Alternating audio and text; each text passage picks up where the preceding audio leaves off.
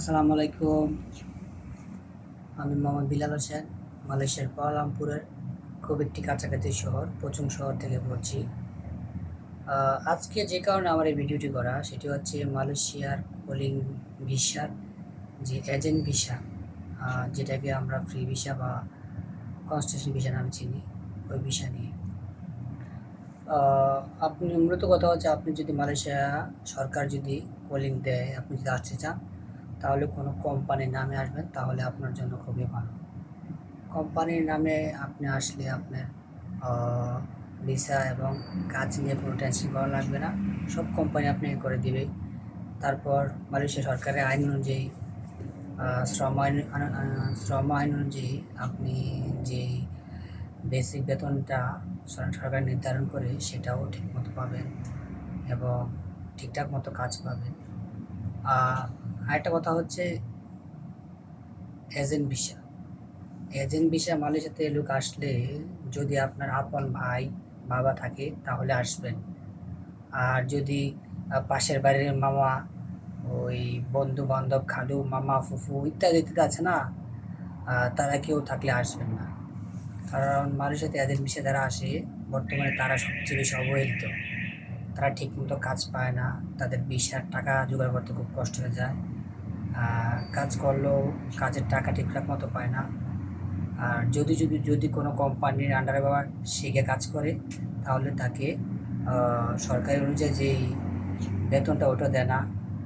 সরকারি যে সুযোগ সুবিধা বা বন্ধের দিন যেই ওটির যে সুযোগ সুবিধাটা, ওভার টাইমের যে সুযোগ সুবিধাটা, ওটা কোম্পানির লোকদের দেওয়া হলেও বাইরের লোকদের দেওয়া হয় না। তো 2023 কলেজে যারা এজেন্ট ভিসা আসছেন তাদের মধ্যে অনেক বাঙালি এখনও কাজ না পেয়ে বসে আছে। তাদের মধ্যে অনেকে কষ্ট পেয়ে বাড়িতে চলে যাচ্ছে, কেউ বা খাবারের কষ্ট পড়ে আছে, কেউ বা বাড়ির সমস্যার কারণে বাড়িতে যেতে পারছে না। অনেকেই অনেক সমস্যা আছেন। তা আমি বলবো, যারা মালয়েশিয়াতে আসবেন, যদি সরকারি কলিংতে আসেন, তবে অবশ্যই কোনো না কোনো একটা কোম্পানির নামে আসবেন, যাচাই বাছাই করে আসবেন। কলিং ভিসায় মালয়েশিয়াতে এজেন্ট যে বিষয়টা, যেটা আমরা সবাই চিনি, যে আপনি যে কোম্পানি নামে আসবেন আপনাকে বস পাসপোর্ট রাখতে দিবে, আপনি বাইরে যে কোনো জায়গায় কাজ করতে পারবেন। বর্তমানে এই সুযোগটা মালয়েশিয়াতে খুবই কম, খুবই কষ্টকর। আপনাকে প্রতিনিয়ত আপনি ভিসা থাকা সত্ত্বেও পুলিশ আপনাকে আটকায় কিনা টেনশন থাকতে হবে। মালয়েশিয়া সরকার যে বর্তমান যে আইন করেছেন সেটা হচ্ছে, আপনি যে কোম্পানির নামে কাগজ বা যে কাজে আসছেন ওই কাজে আপনি করতে হবে, বাইরের কাজ করতে পারবেন না। যদি আপনাকে ধরতে পারে ইমিগ্রেশন পুলিশ, তাহলে সহজে আপনাকে ছাড়বেন না। এর মধ্যে যাদের ভাগ্য ভালো তারা ছুটে আসতে পারে, আর যাদের ভাগ্য খুবই খারাপ তাদেরকে দেশে পাঠিয়ে দেয়। তো আমি বলবো,